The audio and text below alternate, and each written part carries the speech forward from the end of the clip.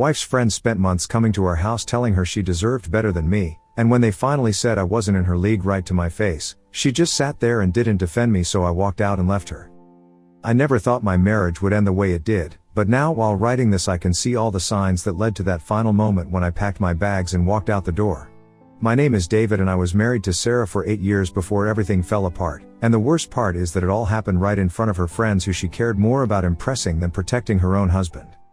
Sarah and I met in college, and back then she seemed different from the person she became later. She was kind and supportive and we had the same dreams about building a life together, but somewhere along the way after we got married and bought our house in the suburbs, she started hanging around with a group of women from our neighborhood who changed her completely. These women were all married to men who made a lot more money than I did, and they spent their days shopping and going to expensive lunches and talking about their husbands' jobs and how much money they spent on vacations and cars and jewelry. Sarah started comparing our life to theirs and she began acting like she was embarrassed by me and my job as a high school teacher, even though when we first got married she said she admired how I wanted to help kids learn and grow. The group of women included Rebecca, who was married to a lawyer, Jessica, whose husband owned a restaurant, Maria, whose husband was a doctor, and Linda, whose husband worked in real estate and made huge commissions selling expensive houses. They would come to our house every Tuesday for what they called their coffee club, but it was really just an excuse for them to gossip and show off and make each other feel bad about their lives. At first Sarah tried to keep me away from these meetings and she would ask me to stay late at school or run errands when her friends came over, but I started noticing that she was different after they left. She would be quiet and moody and she would make comments about how we needed to get a bigger house or how I should look for a better paying job, and when I asked her what was wrong she would just say nothing and go to bed early. The first time I really understood what was happening was about 6 months ago when I came home early from school because I had a migraine and needed to lie down. I walked into our living room and found all 5 women sitting around our coffee table with their expensive purses and designer clothes, and they were talking about their husbands and how much money they made and what kind of cars they drove. Sarah saw me come in and her face went red, and she introduced me to her friends even though I had met most of them before at neighborhood parties. Rebecca looked me up and down and said hello in a way that made it clear she thought I was interrupting something important, and Jessica just nodded without really looking at me. I said hello to everyone and went to the kitchen to get some water for my headache, but I could hear them talking in low voices and I caught Sarah saying something about how I was having a rough day at work. When I came back through the living room to go upstairs, Maria made a comment about how it must be nice to have summers off like teachers do, and she said it in a way that made it sound like I was lazy or that my job was easy. I wanted to explain that teachers don't actually get summers off because we spend that time planning lessons and taking professional development courses, and many of us work second jobs to make ends meet, but Sarah jumped in quickly and changed the subject to talk about some new restaurant that Jessica's husband had bought. I went upstairs and took some medicine and tried to sleep, but I kept thinking about the way those women looked at me and how Sarah seemed embarrassed to have me there. After that day things got worse because Sarah started inviting her friends over more often, and she stopped trying to schedule their meetings when I wasn't home. It was like she wanted me to be there so they could all see how much better their husbands were than me, and she seemed to enjoy the way they talked down to me or ignored me completely when I walked through my own living room. The comments started small but they got worse over time.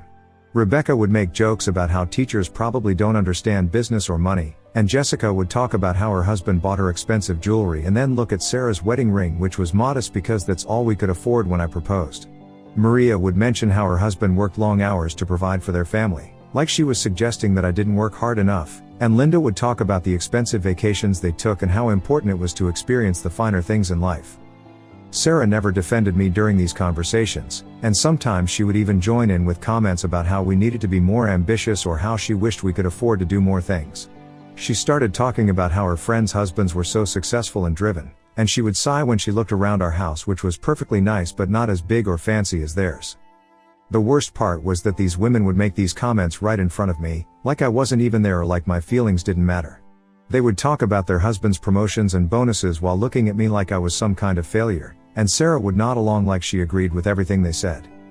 I tried talking to Sarah about how her friends made me feel unwelcome in my own home, but she would get defensive and say that I was being too sensitive or that I didn't understand how women talk to each other. She said her friends were just sharing their lives and that I shouldn't take everything so personally, but I knew there was more to it than that because I could see the way they looked at each other when they made their little comments. One day in March the situation reached a breaking point that I still think about every day. I had come home from school early again because we had a half day for teacher conferences, and I found the coffee club in full swing in our living room. They were talking about some charity gala that they were all attending with their husbands, and they were describing the expensive dresses they had bought and the donations their husbands were making to impress other people at the event. I said hello and went to the kitchen to make myself a sandwich because I hadn't eaten lunch, and I could hear them talking about me in the next room. Rebecca was saying something about how it was too bad that not everyone could afford to attend events like that, and Jessica laughed and said something about how some people had different priorities in life.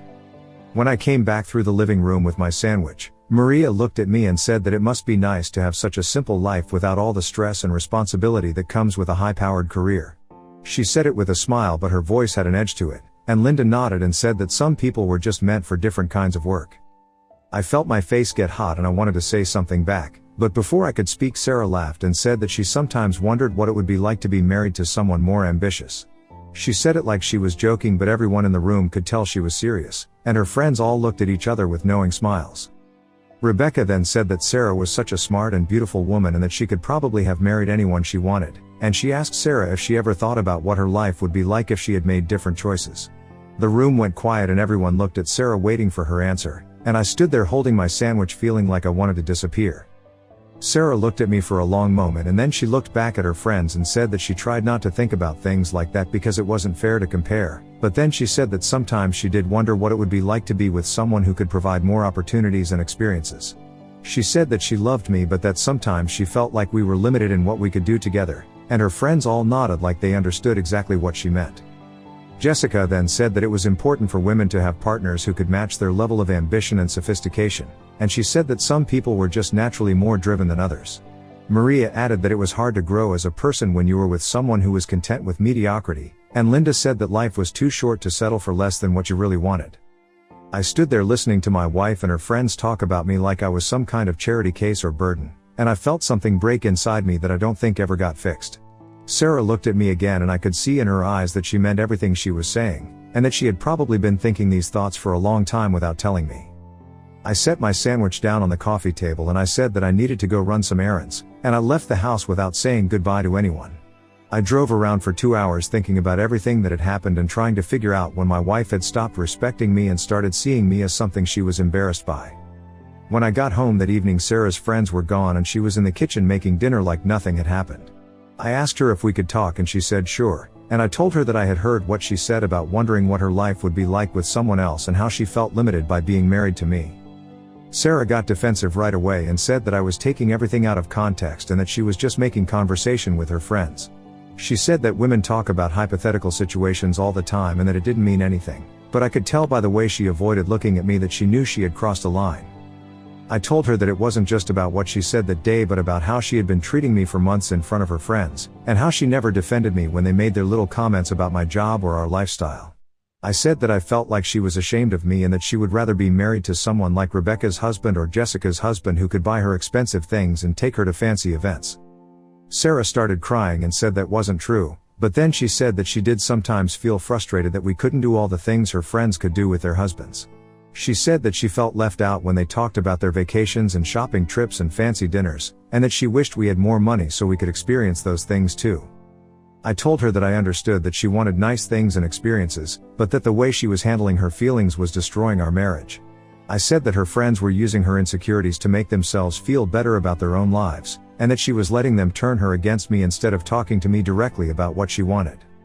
Sarah said that her friends were just successful women who understood what it meant to have high standards, and that maybe I should be more motivated to improve our situation instead of being satisfied with where we were. She said that all of her friends' husbands had worked hard to get where they were and that maybe I needed to push myself more instead of just accepting that teaching was all I would ever do. That conversation went on for hours and it got more and more heated as we both said things that we couldn't take back. Sarah kept defending her friends and saying that they were just trying to encourage her to want more out of life, and I kept trying to explain that they were actually encouraging her to want less of me. The next few weeks were tense and awkward as we both tried to pretend that everything was normal, but I could feel Sarah pulling away from me more and more. She started spending even more time with her friends and she would come home with stories about their husband's latest achievements and purchases, and she would tell these stories in a way that made it clear she was comparing their lives to ours. The Tuesday coffee club meetings continued and I started staying late at school or going to the gym to avoid being home when her friends came over, but sometimes I would come home while they were still there and I would hear them talking about me in the kitchen or living room. They would make comments about how I seemed stressed or tired, and they would suggest that maybe Sarah needed to find ways to motivate me to be more successful. One evening in April I came home from a faculty meeting to find Sarah sitting at our kitchen table with a stack of real estate flyers and brochures for expensive cars and vacation destinations. She said that Linda had given her some information about different ways we could improve our lifestyle, and she wanted to talk about making some changes to our financial situation. I looked through the materials and realized that everything she was showing me required us to spend money we didn't have or take on debt that we couldn't afford on my teacher's salary. Sarah said that maybe it was time for me to look into other career options that would pay better, or that maybe I could get a second job so we could start living more like her friends. I told her that I loved teaching and that I was good at it, and that I didn't want to leave a job where I felt like I was making a difference just so we could buy expensive things to impress her friends. I said that if she wanted more money then maybe she should look into getting a job herself instead of spending her days shopping and having coffee with women who spent their time making other people feel bad about their lives. Sarah got angry and said that her friends' husbands didn't expect their wives to work because they made enough money to support their families comfortably. She said that it wasn't fair for me to expect her to get a job when I was the one who couldn't provide the kind of lifestyle that successful couples had, and that maybe the problem was that I lacked ambition rather than that she had unrealistic expectations. That fight lasted until almost midnight, and by the end of it we were both saying things that we knew would hurt the other person as much as possible.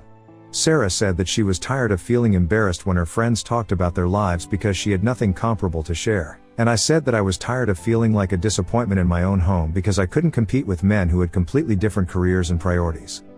The next morning we barely spoke to each other, and I could tell that something fundamental had changed between us. Sarah seemed like she had made up her mind about something, and she started acting like she was just waiting for the right moment to say whatever she was thinking.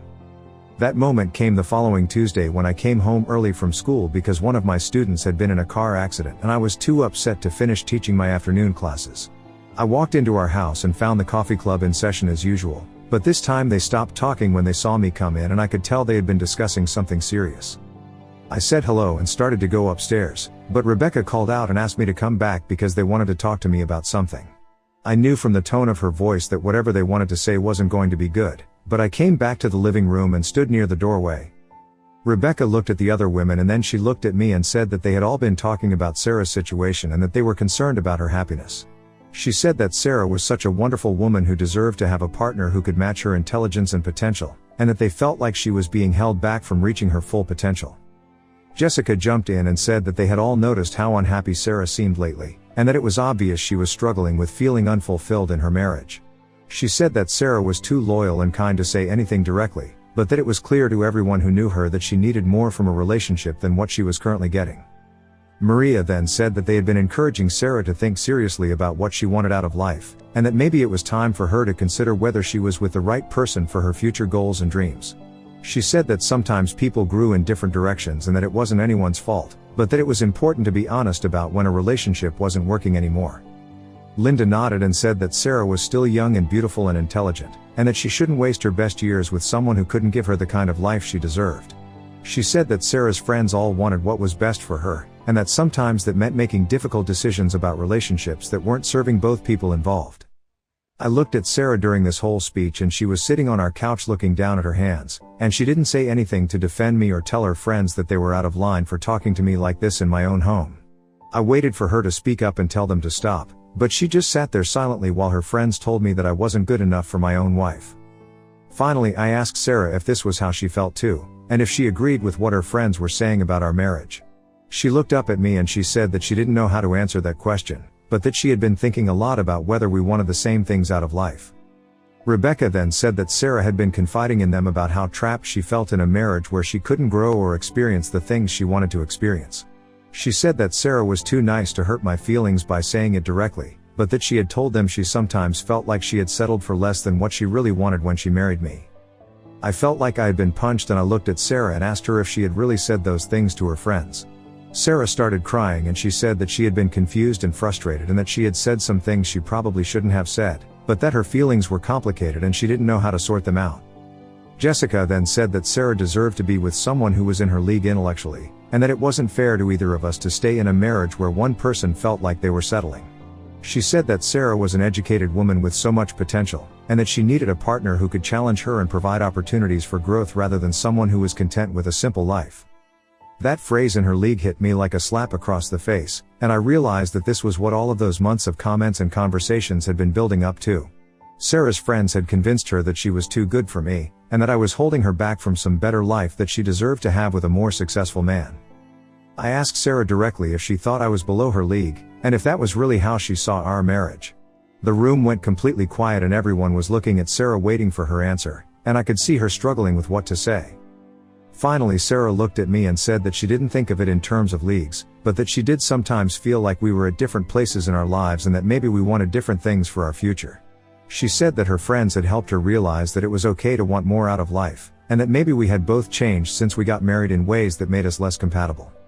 Rebecca nodded and said that it was nobody's fault when two people grew apart, but that it was important to be honest about when a relationship had run its course. She said that Sarah was young enough to start over and find someone who could give her the kind of life she really wanted, and that I deserved to be with someone who appreciated the kind of person I was instead of wishing I was different. I stood there listening to these women discuss my marriage like it was some kind of business that wasn't working out, and I realized that Sarah had already made her decision. She had chosen her friends' opinions over our relationship, and she had let them convince her that I was some kind of burden or obstacle to her happiness. I told everyone in the room that I had heard enough, and that I didn't need to listen to a group of women tell me that I wasn't good enough for my own wife in my own living room. I said that if Sarah felt like she had settled for less than she deserved when she married me, then maybe we needed to have a serious conversation about what that meant for our future. Sarah's friends all looked at each other with satisfied expressions like they had accomplished what they came there to do, and Rebecca said that sometimes the truth was hard to hear but that it was better to face reality than to live in denial. Jessica added that they were just trying to help Sarah figure out what would make her truly happy, and Maria said that they all cared about Sarah too much to watch her waste her life being unfulfilled.